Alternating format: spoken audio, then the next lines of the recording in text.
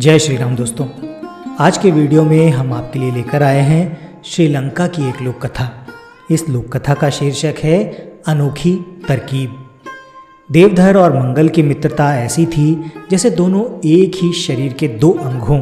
यदि एक को चोट लगती तो तकलीफ दूसरे को होती। वे दोनों बचपन से ही बहुत अच्छे मित्र थे।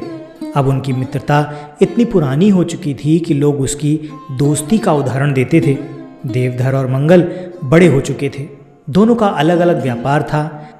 एक दिन दोनों ने तय किया कि वे दोनों साथ में मिलकर व्यापार करेंगे। फिर दोनों ने मिलकर व्यापार करना शुरू कर दिया। उनका व्यापार चल निकला और दोनों खूब अमीर हो गए। वे ठाट बाट से रहने लगे। धीरे धीरे एक समय आया कि दोनों का विवाह हो गया। उनको साथ साथ व्यापार करते 7 से 8 वर्ष बीत चुके थे। तभी देवधर के मन में न जाने कहाँ से बेईमानी आ गई और वो व्यापार में हेरा फेरी करने लगा। मंगल बहुत सीधा और नेक इंसान था। उसे इस गड़बड़ी की भनक तक नहीं लगी। देवधर व्यापार में घाटा दिखाता जा रहा था। एक दिन ऐसा आया कि मंगल उस व्यापार का भागीदार ही नहीं रहा। मंगल ने ऐसा धोखा जिंदगी में पहली बार खाया था। धीरे धीरे वो चुप रहने लगा। वो किसी से भी बात नहीं करता था। वो न हंसता था न बोलता था। इस कारण उसकी पत्नी बहुत परेशान रहने लगी। एक तरफ तो घर में आर्थिक तंगी रहने लगी और दूसरी तरफ मंगल बीमार रहने लगा। मंगल की पत्नी शन्नो ने डॉक्टर वैद्य से खूब इलाज करवाया, किंतु कोई फायदा नहीं हुआ। किसी डॉक्टर को उसकी बीमारी समझ में ही नहीं आती थी। मंगल दिन पर दिन कमज़ोर होता जा रहा था। दूसरी तरफ देवधर अपने आप में मस्त था। उसने हेरा फेरी करके खूब धन जमा कर लिया था।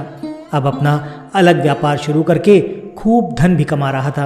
अपनी पत्नी के लिए उसने ढेरों गहने बनवा दिए थे।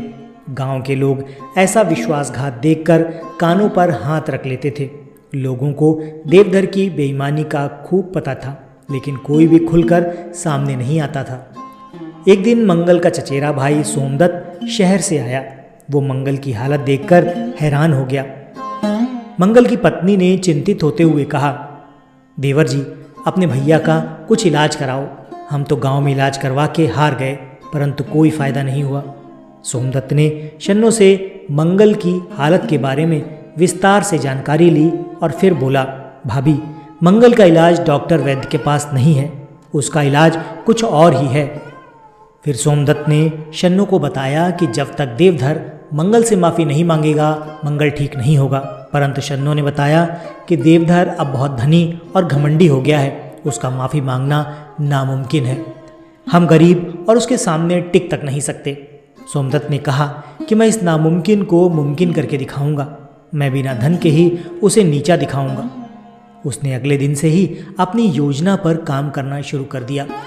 अगले दिन जब देवधर अपने घोड़े पर बैठकर अपनी दुकान जा रहा था तो उसने देखा कि एक आदमी ने उसकी तरफ देखा और ज़ोर से हंस दिया। देवधर को लगा कि कोई यूं ही हंस रहा होगा। वो थोड़ी दूर गया ही था कि 4 लोग खड़े आपस में बातें कर रहे थे। वो जैसे ही उन चारों के सामने से गुजरा, उनमें से एक ने उसकी तरफ देखा और कुछ कहा कि सारे लोग ज़ोर ज़ोर से हंसने लगे। देवधर को लगा कि सब लोग उसकी तरफ देखकर हंस रहे हैं। हो सकता है कि उसकी पगड़ी टेढ़ी हो। उसने पगड़ी को ठीक करने का प्रयास किया तो घोड़े से गिरते गिरते बचा। अब वो अपनी दुकान पर पहुंच चुका था। ज्यों ही उसने दुकान का ताला खोला, एक छोटा सा बालक उधर से जोर जोर से हंसता हुआ गुजरा। देवधर को अब थोड़ा क्रोध आने लगा था। उसने बालक को बुलाकर पूछा, ऐ लड़के, क्यों हंसता है? लड़के ने कहा, यूं ही, और चला गया। देवधर का मन आज दुकान में नहीं लग रहा था। उसे लगता था कि आज ज़रूर कोई ना कोई गड़बड़ है। कहीं वो शीशे में देखता, कभी अपने कपड़ों पर निगाह दौड़ाता, परंतु उसे समझ न आता। दोपहर को एक दाढ़ी वाला व्यापारी उसकी दुकान पर आया और उससे बड़ा सौदा तय कर लिया, परंतु देवधर का ध्यान आज कहीं और ही था। उस दाढ़ी वाले व्यापारी ने 2-3 बार अपनी दाढ़ी पर हाथ फेरा और देवधर की ओर देखकर जोर जोर से हंसने लगा। फिर बोला, सेठ, सौदा फिर कभी करूँगा। उसे लगा मानो उसकी दाढ़ी में कुछ लगा है। वो बार बार अपनी दाढ़ी पर हाथ फेरने लगा। जैसे तैसे दिन बीता। आज उसका व्यापार में मन नहीं लगा था। इस कारण बिक्री भी कम हुई। घर जाकर देवधर ने सारी बात अपनी पत्नी को बताई तो वो सुनकर परेशान हो गई। उसने उसके कपड़ों, पगड़ी व दाढ़ी पर निगाह डाली उसे सब कुछ ठीक ठाक लग रहा था। अगले दिन फिर जब वो कहीं काम से जा रहा था तो फिर उसने लोगों को कानाफूसी करते हुए व हंसते हुए देखा। अब उसे हर समय यही लगने लगा कि हो ना हो लोग उसकी बेईमानी की चर्चा कर रहे हैं।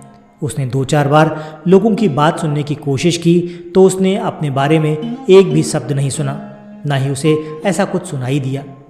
अब वो जहाँ जहाँ जाता लोग उसे हंसते हुए दिखाई देते। उसने सोचा कि लोग यूं ही उसका मजाक बना रहे हैं, उसे उन सबको सबक सिखाना चाहिए। अगले दिन जब कोई व्यक्ति उस पर हंसा तो चिल्लाकर बोला, पागल, पागल कहीं का। उधर से उस व्यक्ति ने भी वही शब्द दोहरा दिया।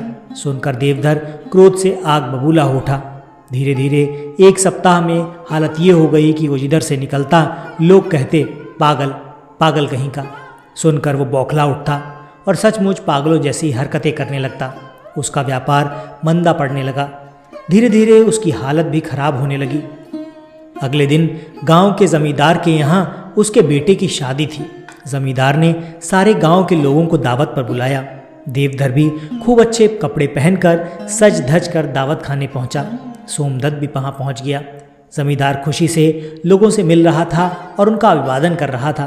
सोमदत्त जमींदार के पास जाकर फुसफुसा कर बोला, आप गांव के सबसे धनी व्यक्ति से नहीं मिलेंगे?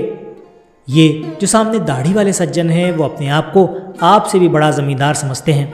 जमींदार खुशी के मूड में था। बात को मजाक में लेते हुए उसने अपनी दाढ़ी पर हाथ फेरा, फिर हंसकर देवधर की ओर देखा और बोला, अरे ये तो बड़ा भला आदमी है। फिर आगे बढ़ गया। देवधर को लगा कि वो व्यक्ति वही आदमी है जो पहले दिन उसे देखकर हंसा था। उसके बाद ही सब लोग उसकी तरफ देखकर हंसने लगे। हो ना हो ये कोई राज की बात है जो आज जमींदार भी हंस रहा है। वो व्यक्ति उसकी कोई शिकायत कर रहा है या उसकी दाढ़ी में कोई गड़बड़ है। उसने झट से अपनी दाढ़ी में हाथ फेरा और परेशान हो उठा। वो झट से सोमदत्त से मिलने भागा, परंतु वो तब तक गायब हो चुका था। अगले दिन सुबह देवधर ने सबसे पहले दाढ़ी मूछें साफ करवाईं, फिर सोमदत्त को ढूंढने निकल पड़ा। उसके मन में जमींदार की बात जानने की बेचैनी थी। थोड़ी ही दूर जाने पर सोमदत्त उसे जाता हुआ दिखाई दिया। उसने सोमदत्त से रात की बात पूछी तो सोमदत्त ने कहा, मैं एक ही शर्त पर तुम्हें जमींदार की बात बता सकता हूँ, तुम्हें मेरी एक बात माननी पड़ेगी। देवधर बोला, भैया धन मांगने के अलावा तुम जो कहोगे मैं वो मान लूँगा। ये सुनकर सोमदत्त देवधर को पास ही मंगल के घर ले गया और बोला, पहले इनसे माफ़ी मांगो फिर बताऊँगा। देवधर ने पलंग पर लेटे व्यक्ति से तुरंत माफ़ी मांग ली, भैया मुझे माफ़ कर दो। तो वो व्यक्ति पलंग से उठकर बैठ गया। उसके चेहरे पर पतली सी मुस्कान की रेखाएं खिंच गईं। देवधर ये देखकर हैरान रह गया कि वो उसका अपना मित्र मंगल था। उसकी इतनी दुर्बल और बीमार हालत के कारण वो अपने बचपन के मित्र को पहचान न सका था। उसे पश्चाताप होने लगा। तभी सोमदत्त ने बताया कि जमींदार ने तो उसकी प्रशंसा की थी, लेकिन सोमदत्त पश्चाताप की अग्नि में जल रहा था। उसने अपने मित्र से अपने किए पर पुनः माफ़ी मांगी और उसे गले से लगा लिया। धीरे धीरे मंगल भी अच्छा होने लगा। दोनों में फिर से दोस्ती हो गई और फिर उनकी दोस्ती जीवन भर यूं ही चलती रही। तो दोस्तों, ये थी आज की लोक कथा, अनोखी तरकीब। ये लोक कथा आपको कैसी लगी कमेंट करके ज़रूर बताइए। वीडियो पसंद आया है तो इसे लाइक करके चैनल को सब्सक्राइब कर दीजिएगा। हम मिलते हैं आपसे अपने अगले वीडियो में ऐसी ही किसी रोचक कहानी या फिर लोक कथा के साथ। वीडियो देखने के लिए आपका बहुत बहुत धन्यवाद।